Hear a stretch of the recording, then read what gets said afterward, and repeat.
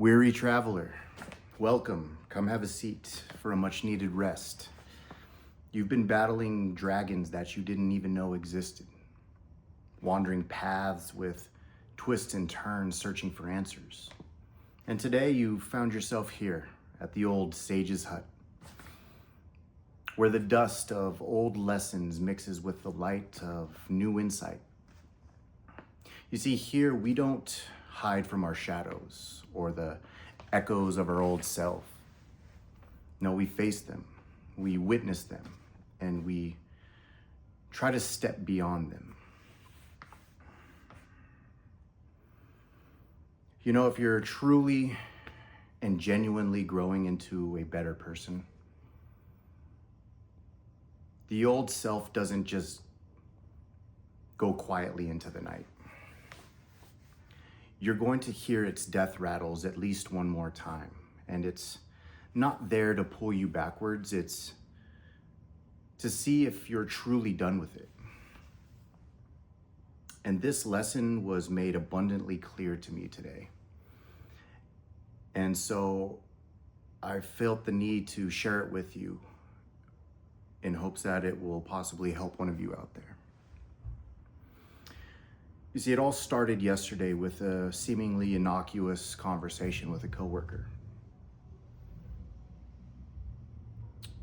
Later that day, I came home. I was sitting around at the house and my mind snuck in through the back door and played a trick on me. It conjured up this whole scenario and implanted it into my head as I was just sitting there unaware. And what happened was that it told me that the conversation wasn't simply a conversation. It was that this person was being passive aggressive. They were trying to tell me something without saying it outright. They were throwing stealth jabs at me. You know, covert jabs, if you will. And I felt this twinge of shame within me. It was like this self-doubt that came upon me, and I started to question whether I was bypassing or, wearing this mask, if I was faking it all. And I caught it. I actually caught it immediately. And I think the reason that this was all so frustrating for me was that because this last 2 months has been a period of real liberation for me. It's been a period of high awareness. I felt unfazable, untouchable, really. I've been so free. I haven't been overthinking, nor have I been ruminating or overanalyzing. I've just been very present. And so when this happened, like I said, it was very frustrating because it did feel like a bit of a regression, like I had went backwards. Like I was returning to my old ways. But I caught it, like I said, and I ended up, detaching from it a little bit. I didn't identify with the feeling, because I knew it was wrong. I knew I'd been doing the work. I know I've been regulating my nervous system. I know I've been consciously practicing my awareness. I've been, being focused on my goals and being driven to improve and to heal, really. And so I knew it was a farce. I knew it was my mind playing tricks on me. And so I went to bed that night, but I woke up in the morning and it was still kind of lingering in the chest. And as I'm driving to work, another even more potent echo from the past hit me again out of nowhere.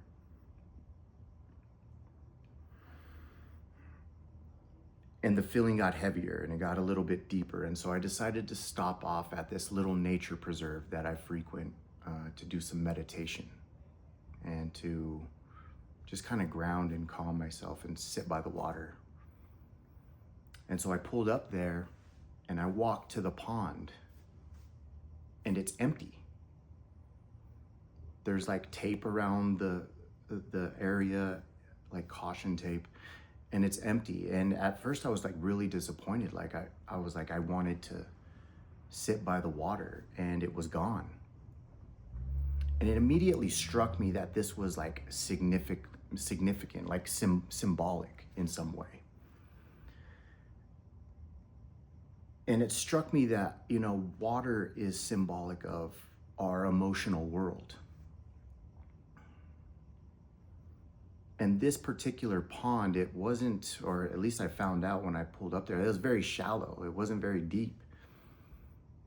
You know, and that pond was very just kind of murky. It had a lot of muddy water in it, but it brought a lot of birds and it was a nice place to sit by. And that's when I got the lesson. I think that's the moment I realized that was the lesson, that sometimes we want to identify with these emotional and muddy waters within us.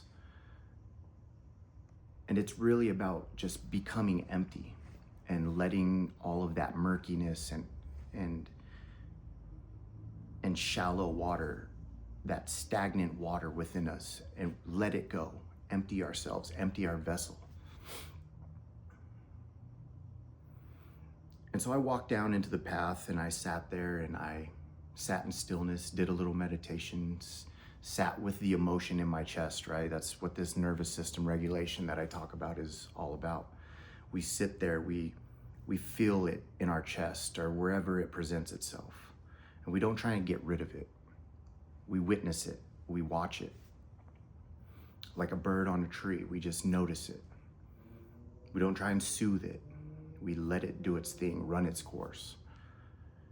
And we breathe into it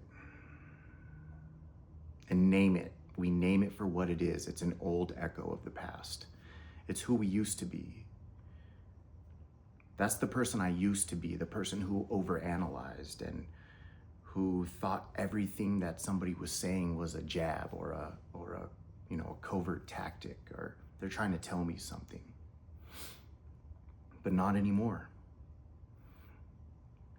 And to be all honest with you, that little twinge that I had, it was a very light feeling. It was nowhere near as heavy as they used to be. I used to really have a hard time with stuff like that. And that's how I knew it was just an echo. It was like a little glimmer of the past self. And so after I sat there for about 4 or 5 minutes, I opened my eyes and I